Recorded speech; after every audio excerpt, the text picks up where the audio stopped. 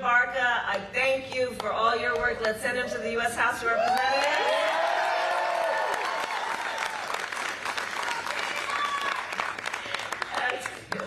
And to all the labor leaders here today, including Secretary Treasurer Noble and President Reyes, I thank you all, and all the brothers and sisters of IBEW.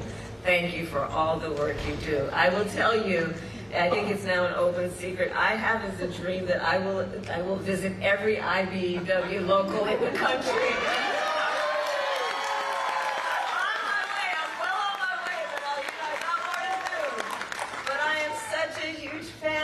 You do. I am such a huge fan of what you do, because it is about the work you do every day and the apprenticeship programs.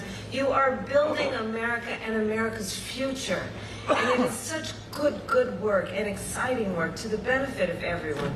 So I'm so happy to be with all of you this afternoon. I thank all of the folks who are here. We have auto workers here, we have care workers here, we have teachers here.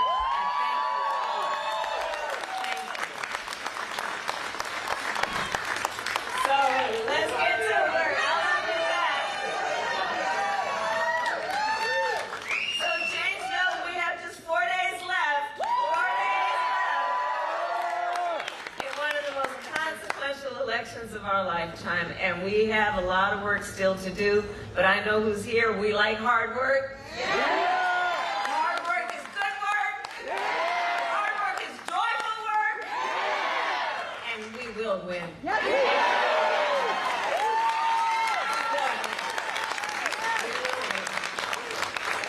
And part of the reason we will win is because we know that when you know what you stand for, you know what to fight for. Yeah. Opportunity in this election to turn the page on a decade of Donald Trump, who has spent full time trying to have the American people point fingers at each other, full time trying to divide us, have people be afraid of each other. And folks are exhausted with this stuff. And we know that's who he is, that's not who we are. And nobody understands better than a union member that as Americans, we all rise or fall together. Yes. Here in Janesville and across our nation, union members have helped lead the fight for fair pay, better benefits, safer working conditions. And every person in America benefits from your work. I tell people everywhere I go, thank a union member. Yes.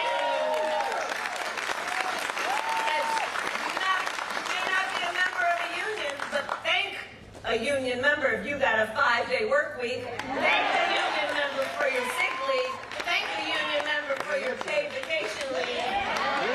Thank the union member for paid family leave, because it is union members that work and put blood, sweat, and tears into raising the conditions of the American worker wherever they work.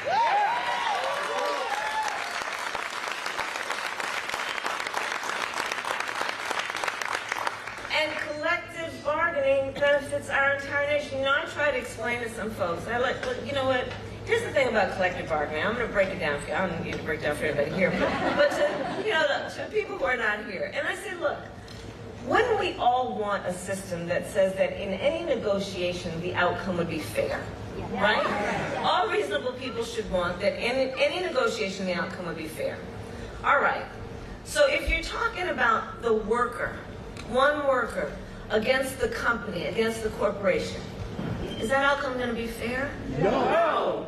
The disparity in power is so extreme that that negotiation, if you're just requiring that worker to negotiate for better working conditions, better benefits, fair pay, it's not going to be fair.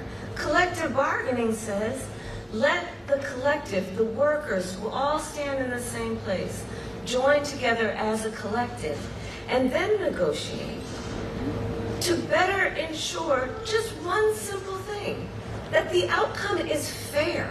That's what it's behind. That's what it's behind it. It's about basic fairness. But sometimes you gotta fight for fairness.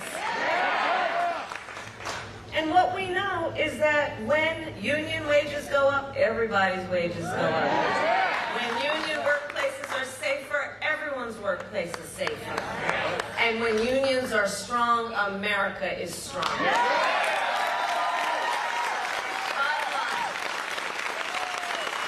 line. And everything that we have fought for is on the line in this election. In less than 90 days, it's either going to be Donald Trump or me sitting in the Oval Office.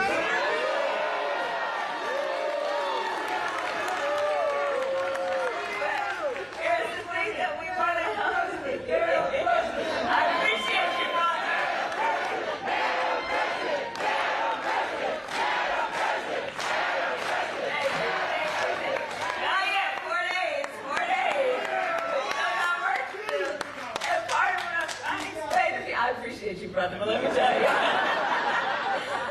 Part of the thing that I'm trying to help people, not who are here, obviously, not the leaders who are here, but others understand, is if you're trying to kind of figure out what the stakes are, just imagine the Oval Office, we've all seen it on TV, and just imagine on January 20th. Because if he is elected, if Donald Trump is elected, he's going to be sitting in that Oval Office stewing over his enemies list.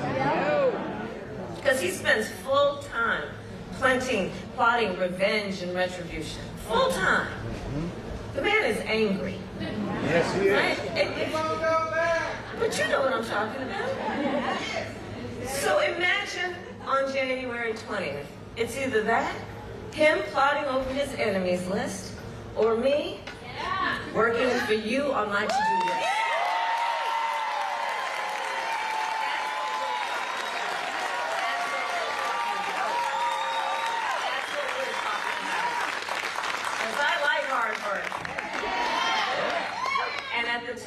Of my list is bringing down your cost of living, and it will be my focus every single day as president. I will always put the middle class first. I come from the middle class, and I never forget where I come from.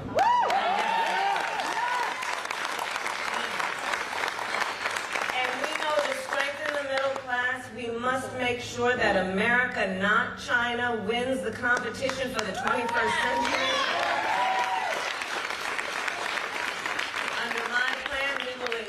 In the industries that built America, like steel, iron, the electric power industry. And we will ensure that the next generation of breakthroughs, from advanced batteries to cutting-edge solar panels, are not just invented, but built right here in America.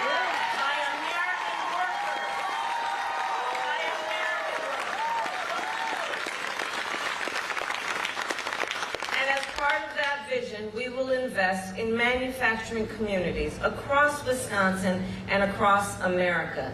And we will retool existing factories. They've been built out, but we need to upgrade them. They are where the people are. And where those people are, they don't want to have to leave. They want to stay home. They want their kids and their grandkids to be where they are. So we will retool those factories. We will hire locally and work with unions to create good-paying jobs, including, by the way, jobs that do not require a college degree. We gotta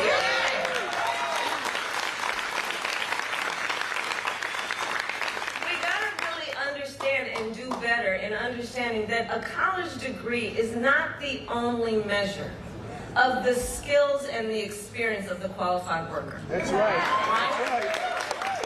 And I'm telling you, so press always asking me, what are you going to do on day one? One of the things I'm doing on day one, because I can do it by executive order, is I will eliminate unnecessary degree requirements for federal jobs. And then I will challenge the private sector to do the same.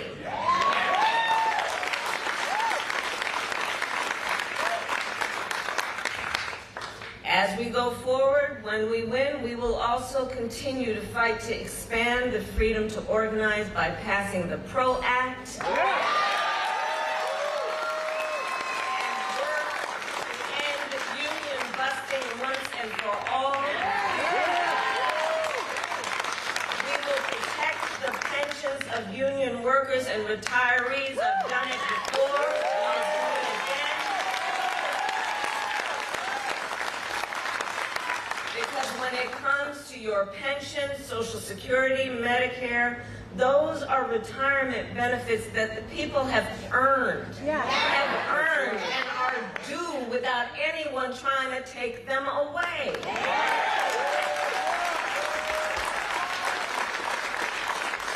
And for me, look, this issue is about dignity. It's about the dignity that any individual who has worked hard all their lives, that they absolutely deserve, which is to retire with dignity. And it is about the dignity of work. It is about the dignity of hard work. And what should then be the benefit of those years of hard work? But look, Donald Trump has a very different view of it all. Independent economists have said his plans would bankrupt Social Security in the next 6 years. And we know a lot of folks are out there, their Social Security check is the only thing that they've got. He called for raising the retirement age to 70. He intends to cut Social Security and Medicare.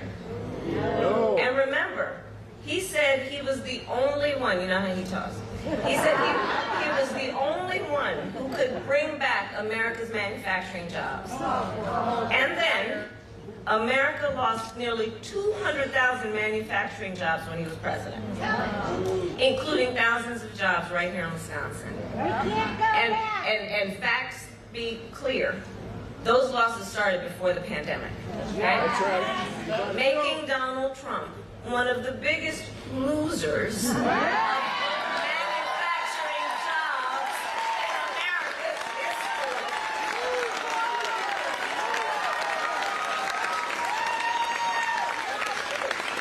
And his track record for the auto industry was a disaster. And so as president, he promised that the auto industry would not, quote, lose one plant during his presidency. Then American auto manufacturers announced the closure of 6 auto plants when he was president.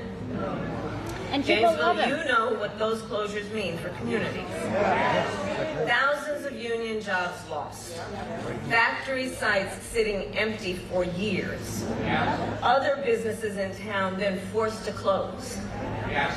So Wisconsin, you know all about Donald Trump's big, empty promises. He promised to stop offshoring. Then he cut taxes. He cut taxes for corporations that shipped 200,000 American jobs overseas during his presidency. And he promised to bring jobs back to the United States, like his promise that Foxconn was going to invest $10 billion and create 13,000 manufacturing jobs in Mount Pleasant. You remember that? He said Wisconsin would soon be home to a manufacturing plant that he called, again, Donald Trump language, the 8th wonder of the world. Yet another empty promise. Typical for a person that is all talk, no walk. And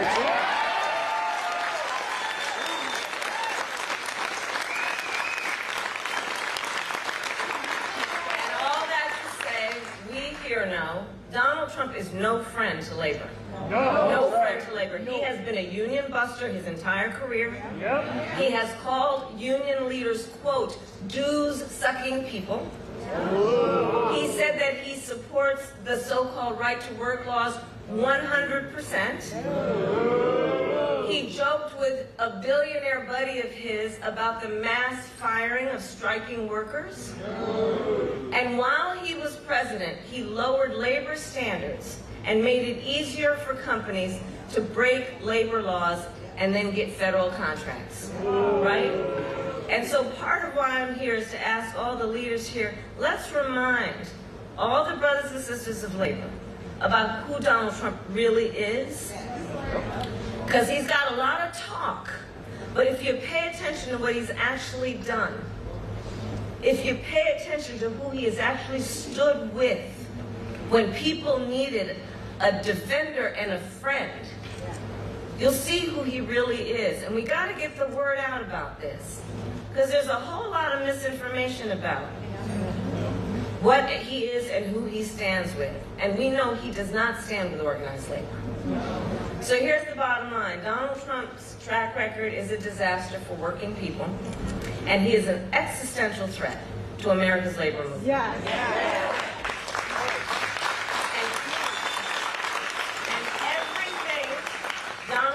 Intends to do if he is reelected is spelled out in Project 2025, which I still cannot believe they put that thing in writing. Like they bound it, handed it out, and people read it, and now they can't handle that, right? He intends to launch a full-on attack on unions and the freedom to organize. He will ban public sector unions. I know we've got AFSCME here, right? He will roll back workplace safety protections. He will make it easier for companies to deny overtime pay for workers. Talk about trying to take us back. And he will appoint a union buster to run the Department of Labor.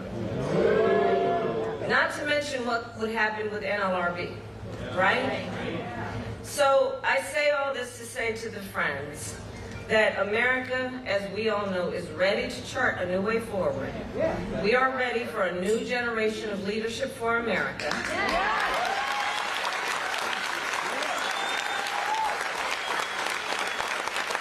And especially the leadership that together we all offer, that is optimistic about what we can achieve when we are working together.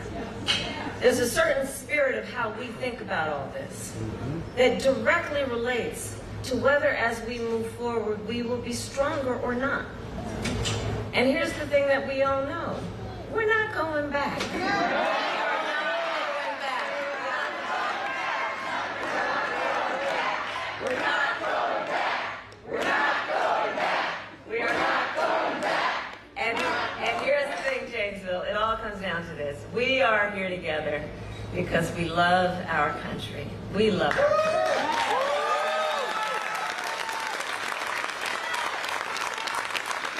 And what you all know better than most is when you love something, you fight for it. That's right.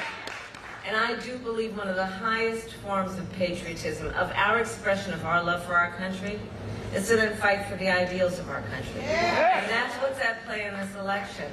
And it is about a fight to realize the promise of America. So we got 4 days, and we're going to get this done, but nobody can sit by the sidelines. We got to remind everybody, 5 days from now, you don't want to look back on these 4 days and have any regrets about what you could have done.